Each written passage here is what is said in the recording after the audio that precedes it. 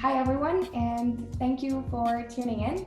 For those who are here in the first time, my name is Liza and I'm a part of a team at Ingenio Learning, and I'm delighted to be here today with a guest, and it's Ryan Kenny, who has joined us today to give some insight.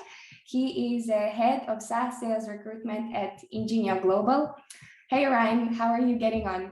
Hey Lisa, I am good, thanks. I hope you're well, and I just want to wish a very warm welcome to everybody who's joined us here today.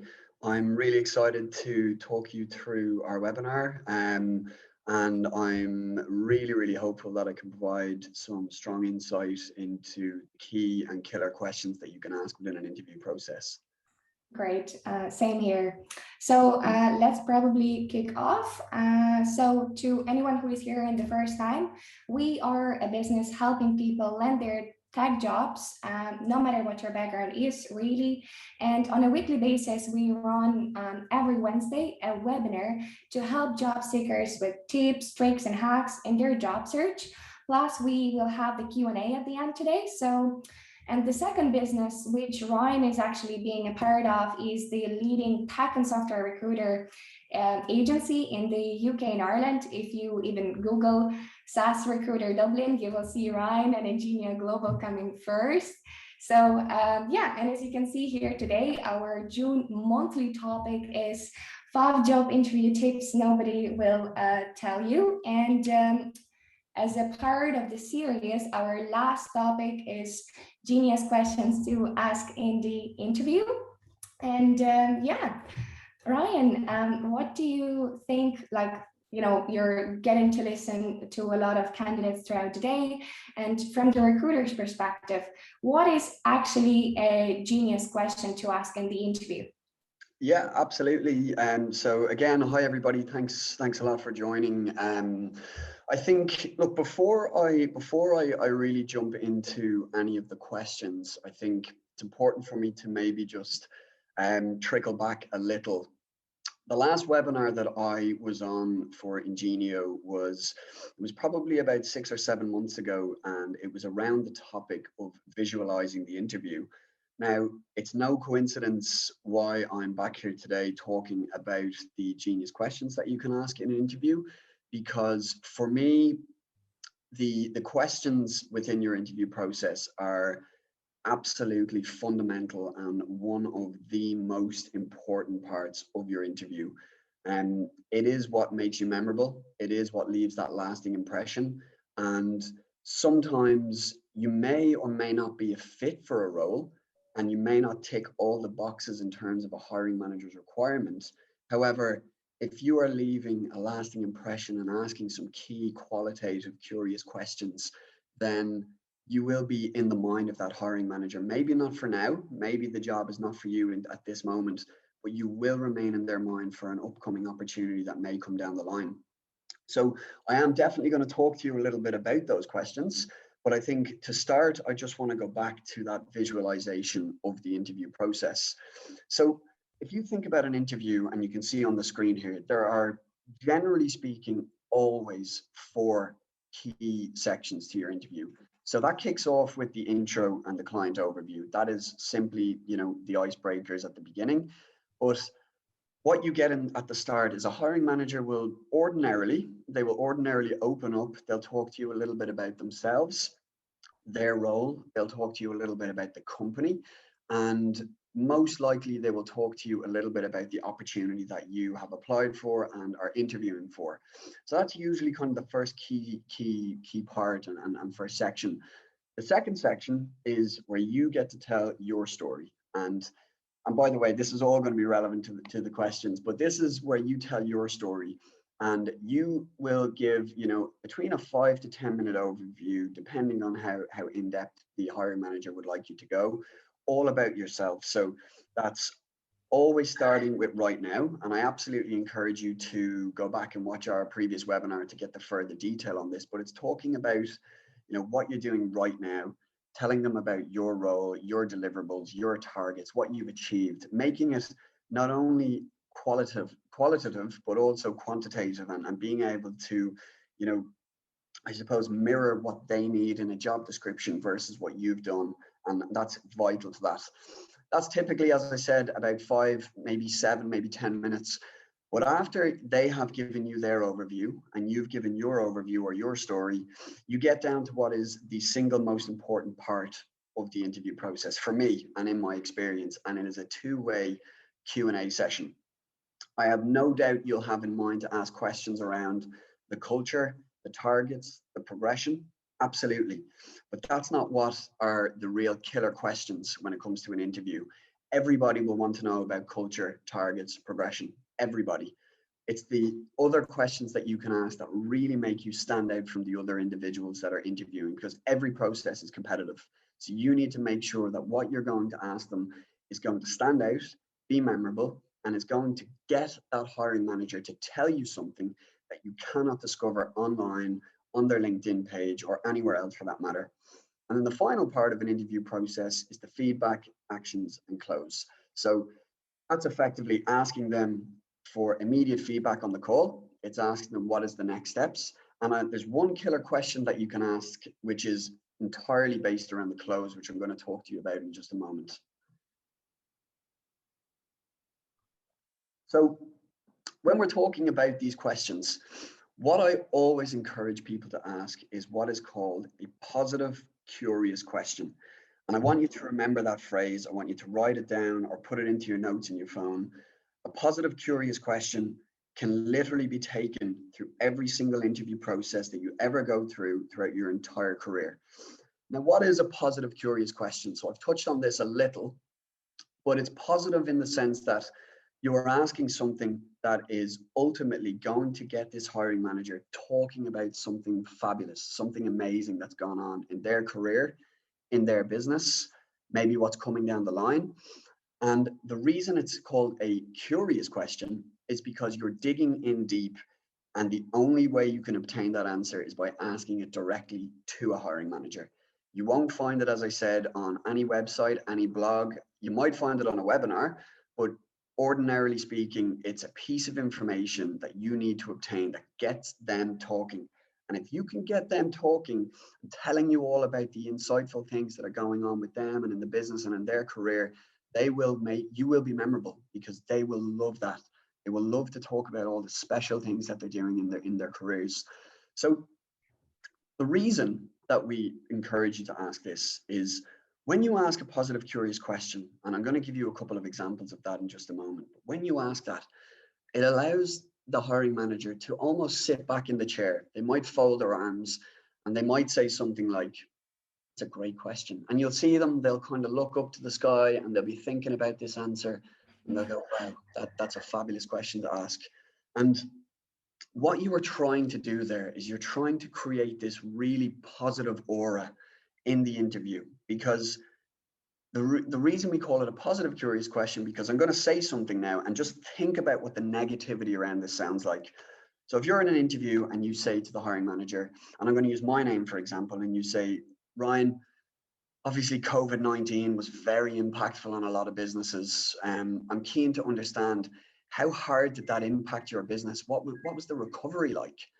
And if you just think about that from their perspective, they've come out of this COVID, maybe they're not out of it yet, but they are on an aggressive growth trajectory. They're not in recovery. They're striving for success now. So you've asked a question that brings them back into that negative mindset, where maybe they had to let some people go. Maybe really close friends and colleagues that they've worked with for a number of years were made redundant and had to leave the business. Losses and cuts were a huge part of COVID. So you're bringing them back to that mindset. Maybe they didn't hit their targets. Maybe they took a reduction in salary. Maybe they didn't hit their bonuses and their commissions like many people did.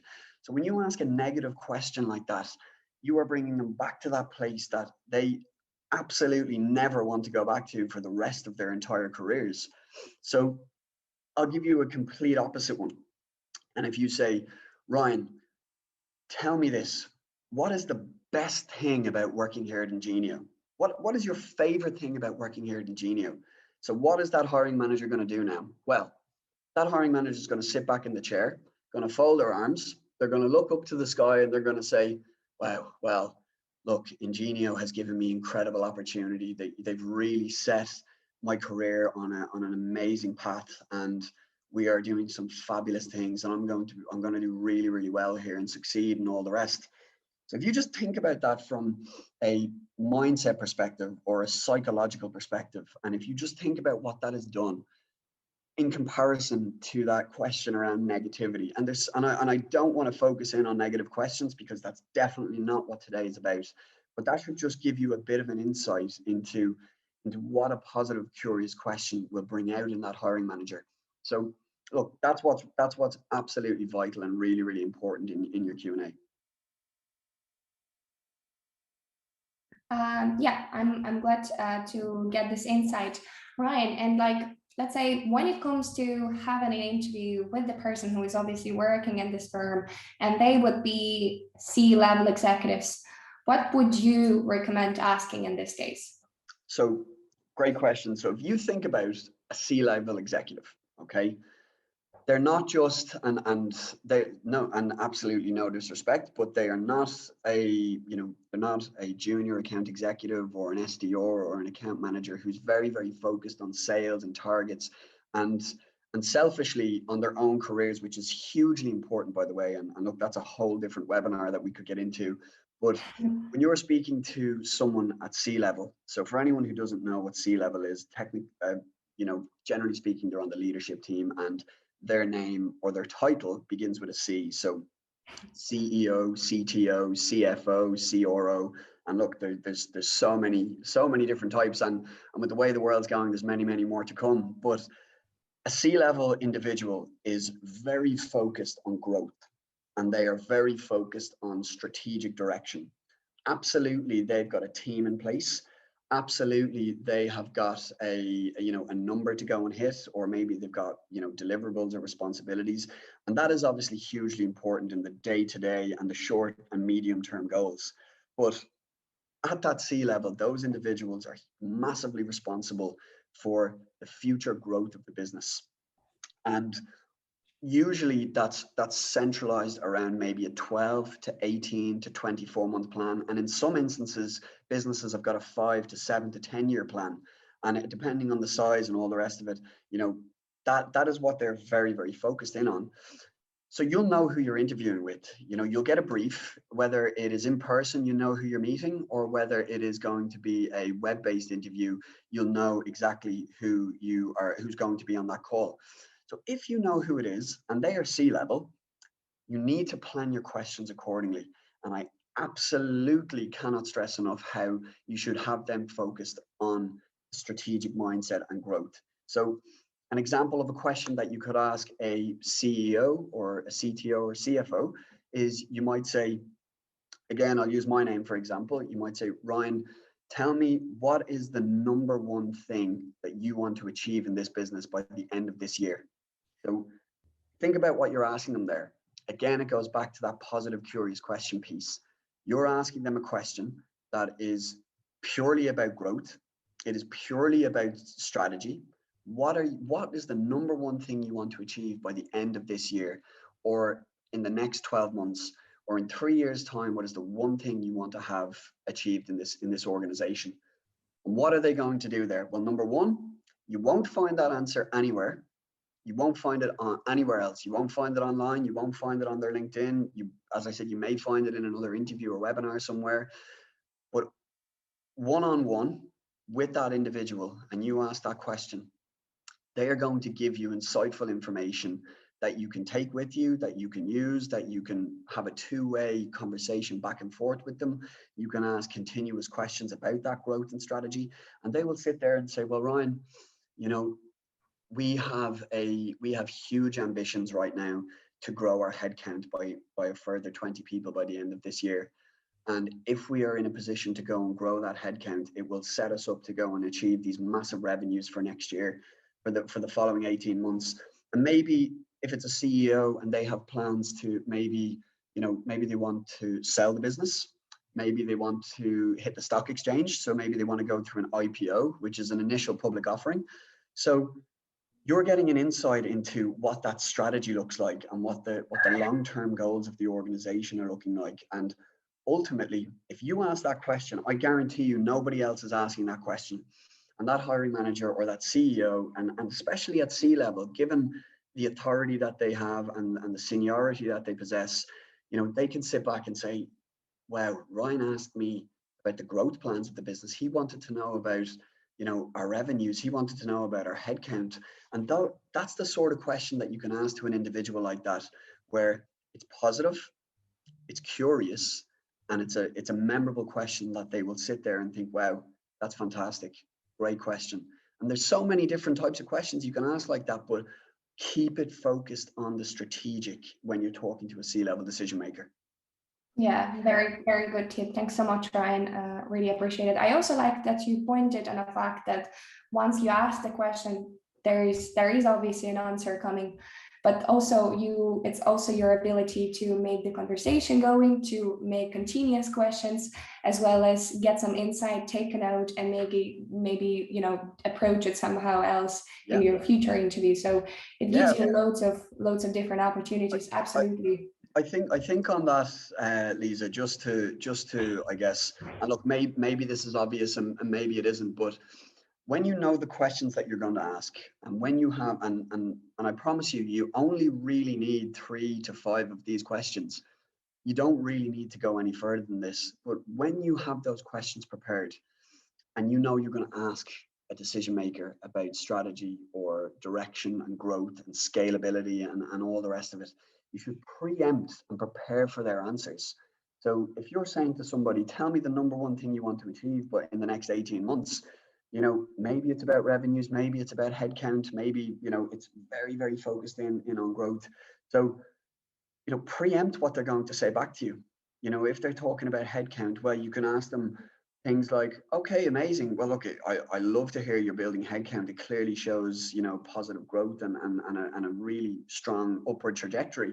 You know, where do you want to hire? What areas are you planning to hire in? Is it going to be sales, marketing? Is it going to be development, engineering, project management? Is it going to be leadership? You can really dig in a little deeper then on where are we going to hire? Okay, so the plan is to IPO. Well, you know, what's going to happen when the company IPOs or a significant event happens? And you're digging in, and it's a high level conversation. And if you're asking things, and again, I fully expect you to ask things around culture and around targets and progression, but you know, those are the questions that are you know, very linear. You know, they might say, oh well, you know, the culture is amazing here. You know, we don't have much attrition. Everybody stays here when they get hired. We've been voted best place to work. You can find that stuff anywhere. You can go onto LinkedIn and you can see the employees who've spent 3 to 5 to 10 years in a business. You know, those are the questions that are definitely important, but they're not the killer questions. They're not the ones that keep them talking. They're not the types of questions that, as it says on the screen, go beyond the standard. Because I promise you, every single person is going to say that, is going to talk about those general questions. So you need to make sure you're stepping up, that you're putting yourself out there. And I encourage you to be confident in that as well. It's hugely important to be confident, ask those strategic questions, and get those hiring managers talking.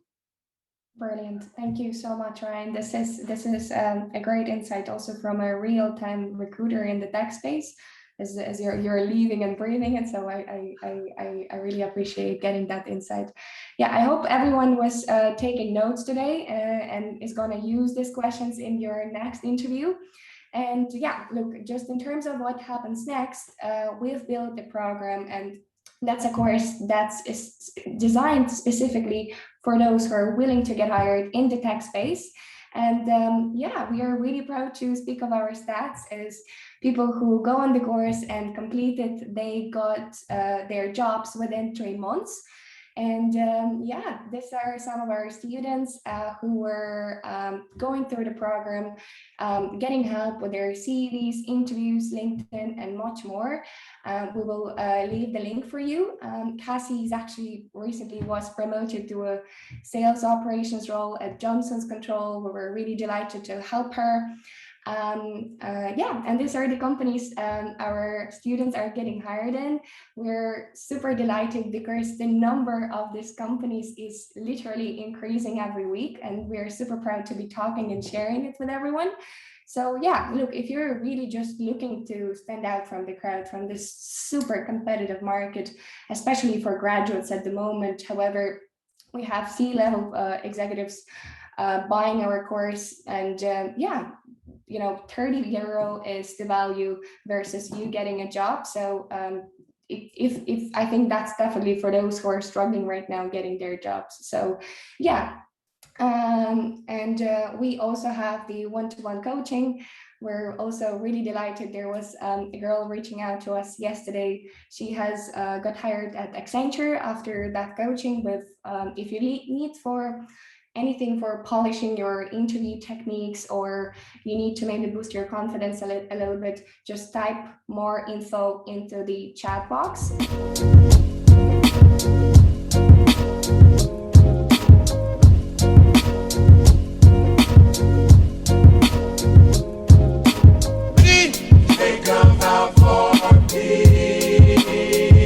Come on,